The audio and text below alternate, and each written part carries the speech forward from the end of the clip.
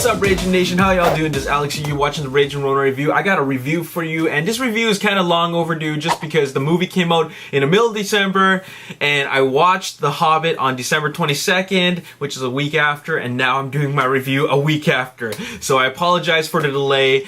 Christmas stuff, that's what I've been busy with. But anyways, here's my review. If I had to describe The Hobbit in a word, I'd have to say fun. The movie is fun. It is not epic though. Lord of the Rings trilogy is epic. Every single one of them, especially The Return of the King. But The Hobbit I can't say is epic. It's big, it's grand in scale, but it's more fun. And it's the same kind of fun that I felt was fun about The Avengers. It's that same kind of fun. It's awesome, it's spectacular, but it's definitely not epic. And here's why. The movie has a very strange story structure. Because I have been thinking very hard about this movie, and to this point, all I can think of for the story is that they're trying to get from point A to point B. But that's it. I don't really know, ultimately what this movie is about. And I think it's mainly because we only watch the first act, or the first part rather, of a story that is really 3 parts. If you don't already know, The Hobbit is just one novel, but the studios decided to extend it into 3 separate movies. And because of that, by the time I finished watching the movie, I felt that I did have a good time, but I felt empty inside. I didn't feel a sense of satisfaction or closure.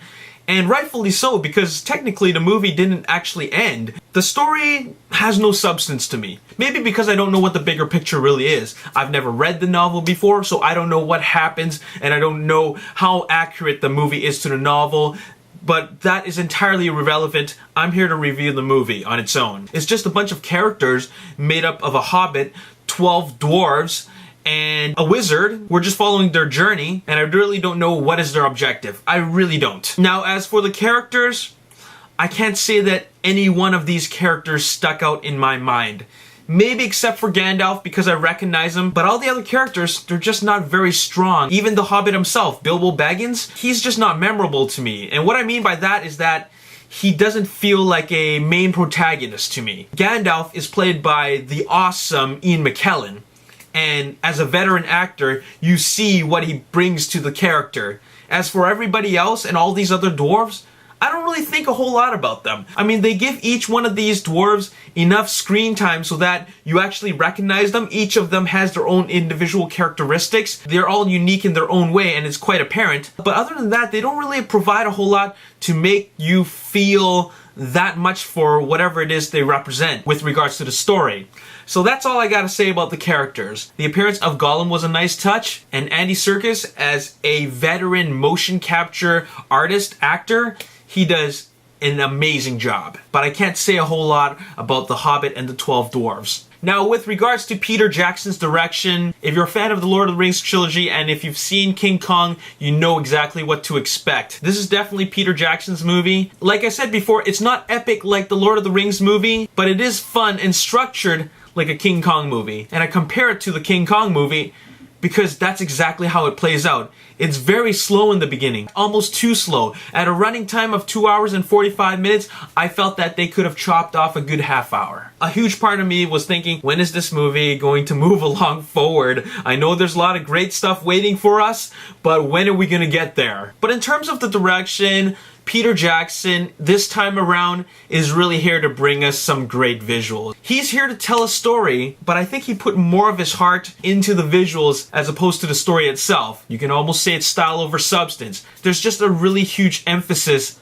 on the visuals to the point where I almost really don't care as much about the story because it's just a bunch of characters who are trying to get from point A to point B. When you look at it from the grand scheme of things, that's all it is. The only thing that makes this movie structured in some way like a movie is because it has a very climactic sequence in the third act of the film. And that is what we as moviegoers are waiting for. Because let me tell you, the third act is absolutely awesome. And this really all comes down to the visuals and the actions. This movie is an entertaining ride. This movie is a popcorn movie. I can't say that it's anywhere near in the same vicinity as the awesomeness that is the Lord of the Rings trilogy, it feels almost like a spin-off. It is fun, and it's mainly because of all the wonderfully directed action sequences. I love the camera movements. I love what Peter Jackson does in terms of making these sequences seem fun and exciting. I love that he raises the bar again and again and again, especially during the sequence where they're in the caverns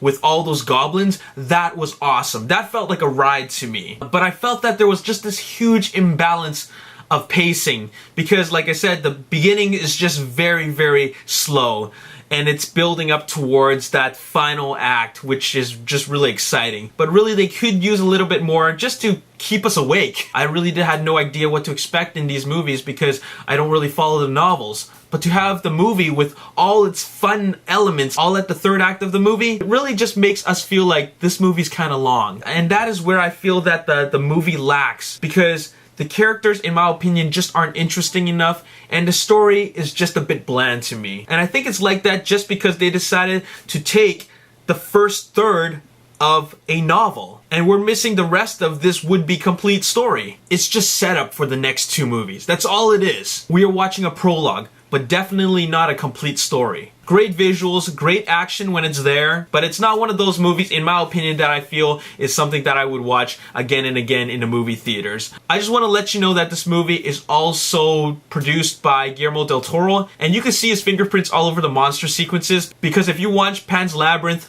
or the Hellboy movies, you can tell that there's some influences from Guillermo del Toro's vision. I also like the fact that they brought back some familiar musical pieces from the original trilogy's score. That was a nice little touch for the movie. It complemented each and every one of those scenes very well. And there you have it. There's my review. I can't say it's anywhere in the same level as the first three movies, but if you're looking for a fun ride film and you have 2 hours and 45 minutes to kill, watch The Hobbit. 7.75 out of 10. By the way, you'll notice I didn't talk about the high frame rate 3D presentation of the film. Well, stay tuned for the next video, because that's what I'm going to talk about. Let me know your thoughts about The Hobbit and Unexpected Journey in the comments section below. Oh yeah, by the way, before I end this review, I just want to get into spoiler territory. So if you haven't seen the movie yet, you might want to cut it off right here. My review is ending, but I just have to make one comment.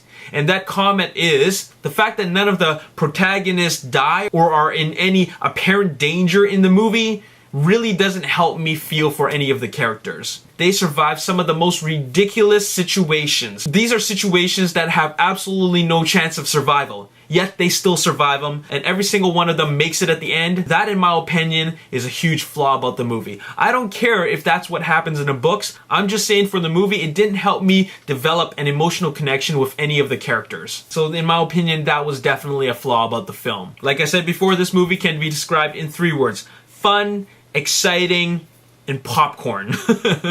But it's definitely not epic. And there you have it, 7.75 out of 10. As always, if you enjoyed this video, hit that like button, subscribe to my YouTube channel, like me on Facebook, The Ragin Nation, and also follow me on Twitter at Ragin Nation. My name is Alex Yu. Thanks for watching. I'll see you next time. Peace. Of The Hobbit. Now, because of the success of The Hobbit, James Cameron is considering shooting Avatar 2 and 3 at 60 frames per second.